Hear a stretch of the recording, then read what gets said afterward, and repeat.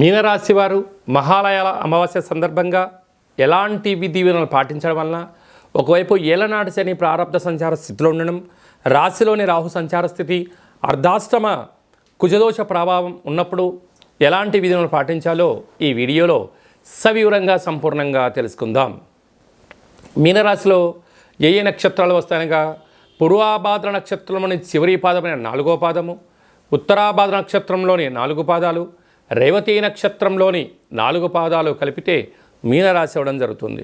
చాలామందికి పుట్టినటువంటి కాల సమయంలో డేటా ఆఫ్ బర్త్లో లేనటువంటి వారందరికీ కూడా పేరు యొక్క మొదటి అక్షరాన్ని అనుసరిస్తూ ఆ రాశిని తెలుసుకునే ప్రయత్నం చేద్దాం. ది, దుమ్, షం, ఝ, ధ, దే, దో, చ, చి అక్షరాల వారందరూ కూడా మీనరాశి జాతకులే. మీనరాశి యొక్క అధిపతి దేవగురు బృహస్పతి కనుక మీనరాశి వారు గతించినటువంటి పెద్దవారందరికీ కూడా మీ యొక్క సాంప్రదాయాలకు అనుకూలంగా కార్యక్రమాలు ఆచరింపచేసుకొని నల్లటి నూలు దర్భను వదిలేసి శనగపప్పుతో కూడుకున్న పదార్థాన్ని అంటే భక్ష్యాలు కానీ, పులిహోర లాంటివి కానీ, చక్కెర పొంగల్ లాంటివి కానీ యథాశక్తిగా చేసి బ్రాహ్మణుడికి దానం ఇవ్వడం, అలాగనే గోమాతకు శనగపప్పుతో కూడుకున్న ఆహారం ఏర్పాటు చేయడం, ప్రవహించే నీటిలో ఈ శనగపప్పును వేయడం, పక్షులకు దానం చేయడం వలన, శునక మహారాజులు స్వీకరించడం వలన, కాకిరాజవారు స్వీకరించడం వలన, వారి యొక్క ఆత్మ రూపంలో స్వీకరించడం వలన గ్రహదోషాలు తొలగిపోయి గతించిన వారి యొక్క ఆత్మ తృప్తి చెంది వంశాభివృద్ధి కలగడం, ధనకనక వస్తు వాహనాలు మీ సొంతమవడం, ఏ పనులైతే చేయాలనుకుంటున్నామో వాటన్నిటిలో ఉన్న పనులు ఆటంకాలు వాటంతటికి అవే తొలగిపోయి అద్భుతమైన జీవితం మీనరాశి వారి సొంతం అవుతుందని చెప్పి గమనించగలగాలి. అదే కాకుండా రాశిలోనే రాహు, తృతీయంలో గురువు, అర్ధాష్టమ కుజుడు, సప్తమంలో రవి బుధ కేతు సంచార స్థితి, అష్టమంలో శుక్రుడు, వ్యయంలో శని భగవానుడు, అంటే వీలైనంత వరకు ఎక్కువ గ్రహాలు కూడా అనుకూలించే పరిస్థితి లేవు.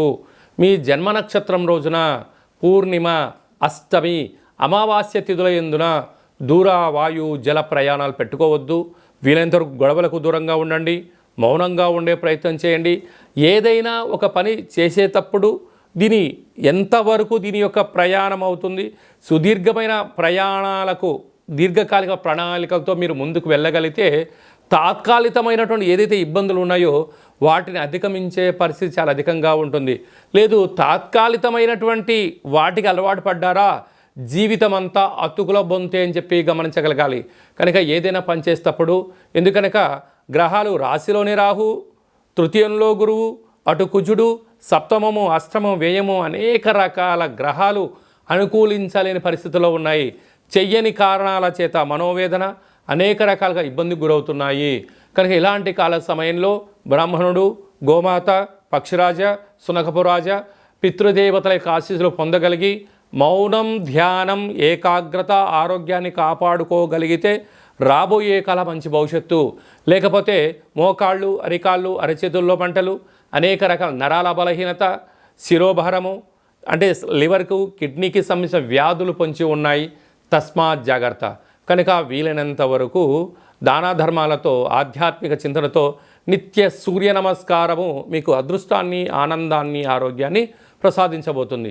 కనుక సాఫ్ట్వేర్ ఉద్యోగస్తులు, హార్డ్వేర్ ఉద్యోగస్తులు, సినిమా రంగంలో ఉండబడిన వారు, యూట్యూబ్, వాట్సాప్, ఫేస్బుక్లో క్రియేటివిటీ రంగాలుగా ఉండబడిన వారు, సేవా రంగాలు, హోటల్ వ్యాపారస్తులకి మంచి కాలం ఉంది. కాకపోతే శుచి, శుభ్రత, సమయం, నిబద్ధత ఉండబడిన వారు మాత్రమే మీనరాశి వారు సొంతం అవుతారు అని చెప్పి గమనించాలి.